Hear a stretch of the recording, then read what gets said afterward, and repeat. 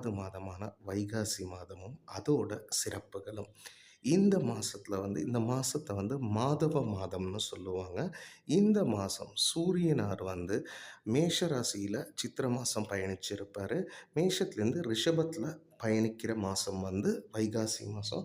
வைகாசி மாசத்துல 63 நாயன்மார்கள்ல திருஞான சம்பந்தர், கலர் சிங்காரம், நன்றி அடிகள், திருநீல நக்க முருக நாயனார் ஆகியோர் பிறந்துள்ளாங்க.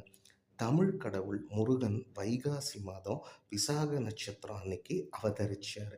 சிவபெருமான் பார்வதி திருமணமும், முருகப்பெருமான் தெய்வானை திருமணமும் நடைபெற்ற மாசமும் வைகாசி மாசம்தான். வைகாசி விசாகம், வைகாசி மாசத்துல விசாக நட்சத்திரம் வர்ற நாள் ரொம்ப விசேஷம். அந்த நன்னாள்ல தான் யமதர்மராஜன் அவதரித்ததாக புராணம் நமக்கு சொல்லுது. வைகாசி மாசத்துல சிவபெருமானை போற்றி கடைபிடிக்கப்படும் விரதத்துக்கு பேரு ரிஷப விரதம்னு சொல்லுவாங்க.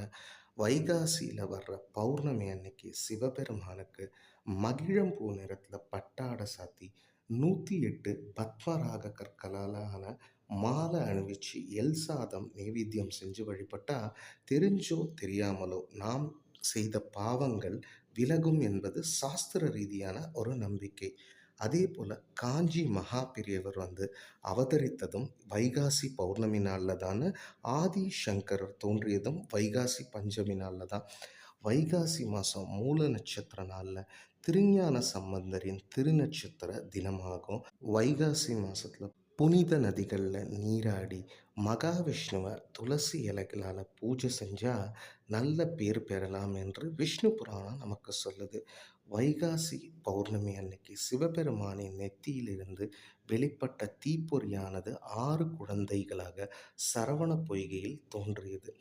வைகாசி சுக்ல சதுர்த்தியில் தான் மகாவிஷ்ணு தன்னுடைய நரசிம்ம அவதாரத்தை பிரகலாதனுக்காக எடுத்தார். கௌதம புத்தர் அவதரித்ததும் ஒரு வைகாசி பௌர்ணமின்னு வரலாறு சொல்லுது. அதே மாதிரி அவருக்கு ஞானம் பெற்றதும் ஒரு வைகாசி பௌர்ணமி நாளில் தான் அப்படின்னு சொல்லுவாங்க. வைகாசி மாதம் புனித நதியான கங்கையில் நீராடினா நம்ம 7 ஜென்மங்களில் செஞ்ச பாவங்கள் விலகுங்கிறதும் ஒரு நம்பிக்கையாக பார்க்கப்படுகிறது.